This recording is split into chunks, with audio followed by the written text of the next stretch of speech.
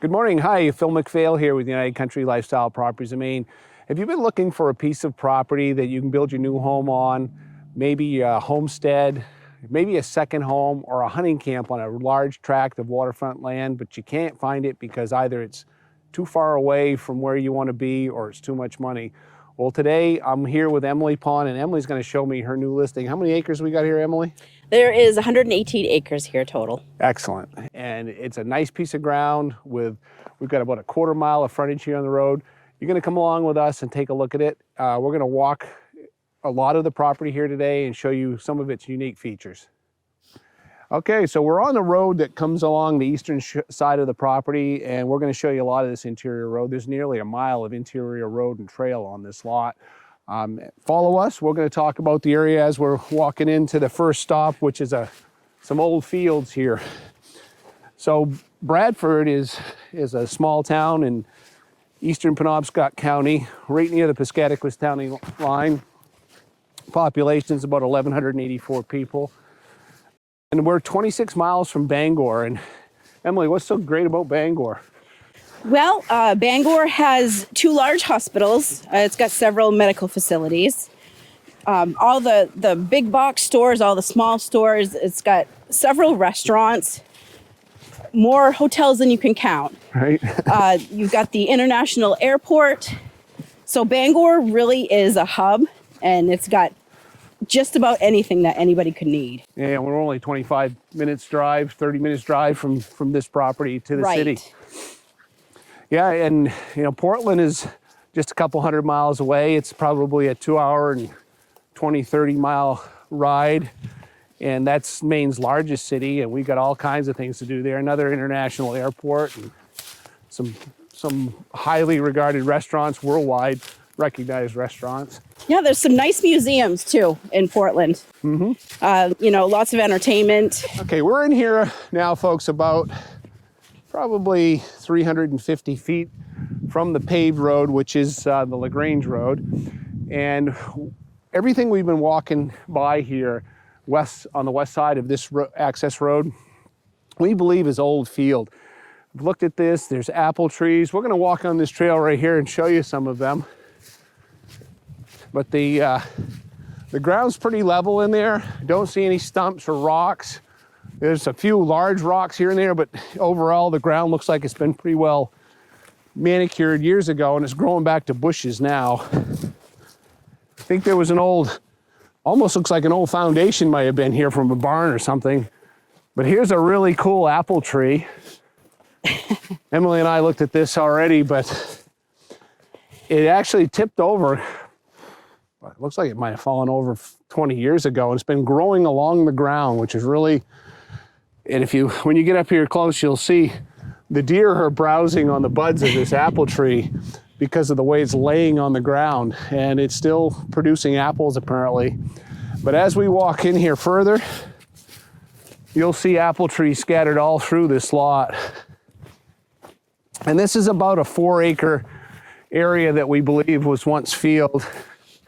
Think an apple tree there, another one there, another one down there. They're scattered all through this lot. So this is a potential building site, I think, don't you, Emily? Yes.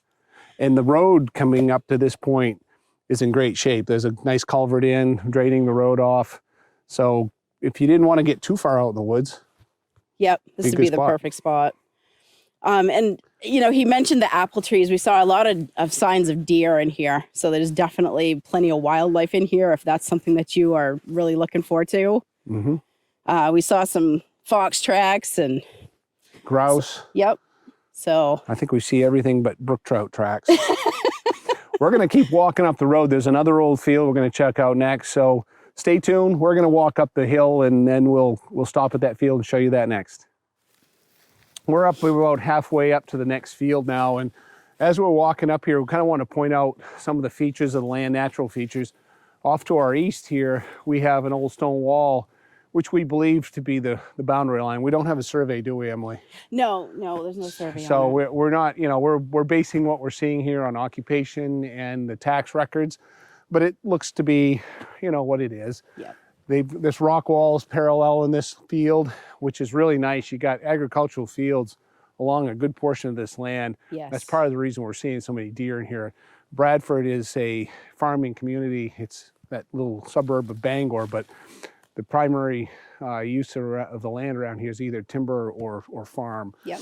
So we're going to keep walking. This part of the road now is no longer improved with any gravel or culverts, but it's all hard ground. It's up here on the high side. We're going to keep walking. We'll get up to the next field. Now we're up here probably 800-900 feet off the paved road. And this is all young poplar growth and some birches in here, but this is another area that looked to be old fields. We're going to walk in here. There's a bunch of apple trees in here too. And again, this is about a 4-acre site, maybe 4.5. There's been a timber harvest was done here a few years ago, but Emily, they didn't cut it bad at all, did they? No. They left a lot of nice trees. We're going to see some of those as we get further in on the land. Yeah, it definitely wasn't a clear cut. No, not at all. And as you can see, it's starting to open up here. And this field, I think, if you're looking for a place for a second home or maybe a hunting camp, if you open this field back up, this is mostly grown back to raspberry bushes and small hardwood trees, poplar that's poked up in it. But you can see off in the distance, we've got a nice view looking west of us. The hills that run along that side of the town of Bradford. We're looking over towards Atkinson, that direction. But this looks to me like a day with a tractor. Come in here, have somebody forestry mulch this front part, and then come in here where the old field is in here and bush hog it. Bush hog it, yeah. yeah. I think it would be beautiful. Because we don't see any stumps, so or large rocks. No. So you could literally just come in here with a bush hog and. That's right. Clean this up and be a great building site, maybe, or just a food plot or garden plot. The soils here, we checked on NRCS, were a mixture of Chesuncook, Elliottsville, and Telos. Those soil types are usually pretty deep to bedrock. However, we have seen some outcropping of bedrock in a couple of spots, but overall, not too much of that. Those soils are, the Chesuncook and Elliottsville soils are very well drained, usually deep to bedrock. Telos, not so well drained. That's going to be down along the brook, which we're going to see a really nice stream on this property, so make sure you stick around. That's going to be kind of the highlight here. We've got 1,800 feet on middle branch of Dead Stream. Yes. Now we're getting down towards that middle of that field where it kind of takes that bend to the north, Emily. And Emily said earlier there was a lot of deer tracks. They have beaten a path through here. And it's the time of year that they should be heading off to their wintering areas. However, this year hasn't been much of a winter to worry about. Today's cold, but this first really cold day we've had. And we've got very little snow on the ground. But the area down along the stream does look like winter habitat to me, and we talked about that when we looked at it. But again, here's another apple tree, and these are scattered all through here. What a great spot. So we're gonna keep walking up the road. We're gonna go on to an interior road that runs from the eastern side that kind of cuts across the lot, show you some nice trees, and then take you down to the brook. This is the second field you can see on the map again, and if you're looking at the map on the screen right now, you'll see a third cleared area on the north end of the lot, and that was about a 4-acre, I think we figured between 4 and 4.5, maybe 5-acre clear cut. And no worries, folks, it wasn't clear cut as a way to abuse the property. It was done for wildlife habitat improvement. And if you don't know, we do have a pretty good population of ruffed grouse, like we've seen a couple today, and woodcock. And those clear cuts, when they regenerate, great habitat for those birds. So if you'll see a lot of landowners, myself included, that will do these little clear cuts here and there that offer a different diverse habitat for those species. We're in here now a little over 1,800 feet from the main road. And Emily and I walked this the other day, but this is an old road, believe it or not. It's grown up with trees because the last time it was probably utilized was during the last timber harvest, which was obviously quite a few years ago. We're gonna walk in here and show you this, and as we walk along, it does open up, the road opens up a little better as we get in here. So as we walk in here, we'll talk a little bit about the trees. And I know a lot of people look at these aerial images from Google or Bing or whatever, and like, oh my God, it's been clear cut. Well, A lot of those images were shot years and years ago, and you don't know it. So, and vice versa. You can go out and look at a lot on one of those websites and it looks beautiful. It hasn't been harvested ever and it was cut 2 weeks ago and you wouldn't know that. So you always got to get on the ground to see what's there. It's surprising what's grown back here, but you can see off to my left some beautiful maple in there. This land is regenerating very well since the last timber harvest, and the stuff they didn't cut is done really well.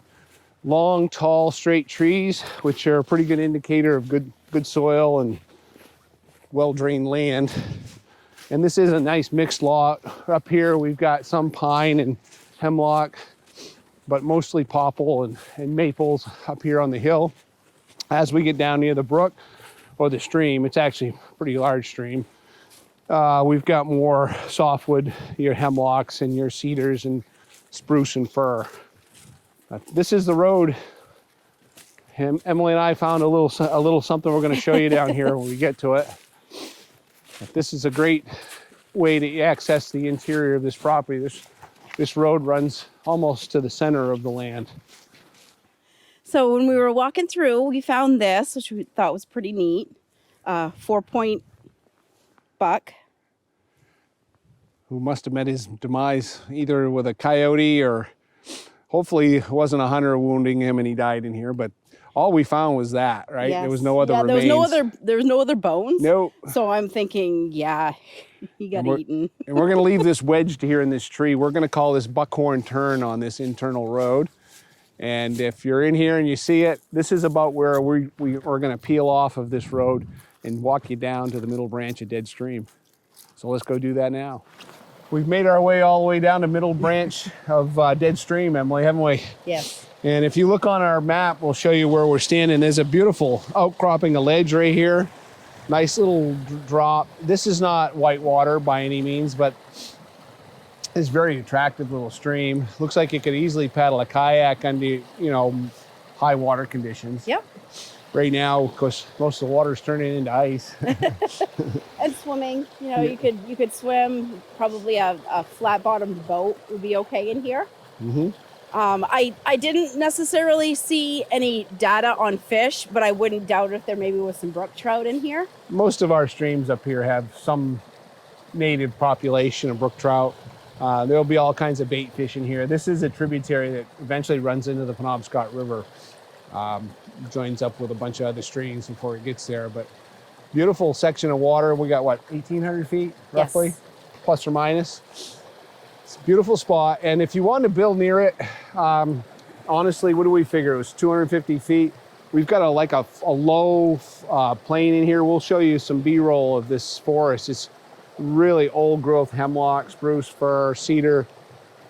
It's really pretty, but it's probably floodplain. Yeah.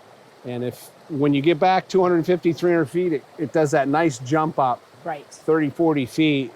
If you built a road down into there, and what a spot for a little secret camp back here in the woods. Yes. Away from the road, and you hear this water running probably 365. Yep. Check out this old hemlock here. This baby's probably been growing on this stream for 200 years. And this is that area we were talking about where it'd be good winter habitat for deer. They got almost 100% crown closure. As you can see, there's very little sunlight hitting the ground down here.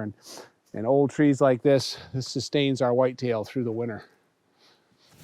Okay, now this is where Emily and I were talking about being about 250, 300 feet off of the stream. And I think we were standing right here, Emily, the other day when we looked at the land and we could hear the stream running. Yes. And as you can tell, as you're following us here, we're going up a pretty good little hill. You're probably gaining 15, 20 feet of elevation here. And this ridge kind of runs east and west right here. We got some nice big trees, hardwoods and hemlocks in here, but if you were to build right here, right at the end of this slope, do a little bit of thinning, I think you could see the brook, and you could probably, I know you can hear it. You could hear it, we can hear it when we were coming through. Yeah. The elevation on this lot goes from 290 to 430 feet. Yeah, it's not a flat piece of ground, which I kind of like. Right. It's all kind of sloped from the east to the west towards the stream. Yes. And the high point, I think, the 430, I think it was up near the north. And I think we talked about this already, but if we didn't, that other area where there was a clear cut done for wildlife, for bird habitat, that's about the high point of the land. Yes. Emily, I really like this area, and there's a number of kind of interesting points of interest in this area. Schoodic Lake, I know you know Schoodic, 7,000 acre lake. It's 20 miles from here, about a 28 minute ride, I think, to the boat landing in Lakeview Plantation. That's a beautiful lake for boating, for fishing, Great Lake trout fishery and landlocked salmon. Sebec Lake, which is over 5,000 acres, that's 17 miles from here and about 20 minutes to the boat landing in Sebec Village. And then, which I'll be honest, I didn't know was there until I started looking around. We've got nearly 13,000 acres in the Alder Stream conservation area just west of us here. And there's 7,000 acres owned in that conservation, plus another 6,000 conserved. So 13,000 acres, 3 miles west of us, mostly in the town of Atkinson. And that's cool. That's a place you can actually hunt there with a permit, hiking trails, place to paddle on the stream, see wildlife, beautiful. And it's 10 minutes from here. Well, folks, we took a really nice hike, didn't we? Yes. Another one. Back out at the road, and Emily, we almost forgot something, didn't we? Yep. We've got electric and phone here available at the main road. So, you know, it wouldn't take a whole lot to be able to run that up into the property. Right. The taxes here are $12.18 for the year. This is not in tree growth. And to anybody that knows the tree growth program, that is a tax break to landowners, but it also puts a limitation on your building on the lots. This is not in tree growth, which is kind of big for a lot this size. Chris, if they wanted to put it in, give us a call. We'll tell you how to do that. Right. Then you could get the tax break if you wanted to. Right. But there are no restrictions on this land, except for shoreland zoning. 75-foot setback on that stream. Okay. And the shoreland zone's within 250 feet. Okay. So anything outside of 250, you can do whatever you want, pretty much, right? Right. Timber harvesting and everything. Right. The asking price on this property is $181,000. We got a quarter mile of paved road frontage, like you said, with power, 1,800 feet on the stream, almost a mile of interior road. If you want to see this property, you better call us soon, because I'm thinking it's not going to last very long. Emily, you can reach her at 800-286-6164. Give her a call. She'll send you a property information package, copy of this aerial photo that you've been following us on the woods, through the woods on, and you'd be happy to show it to them, wouldn't you? Absolutely. Thanks for taking the tour with us, guys.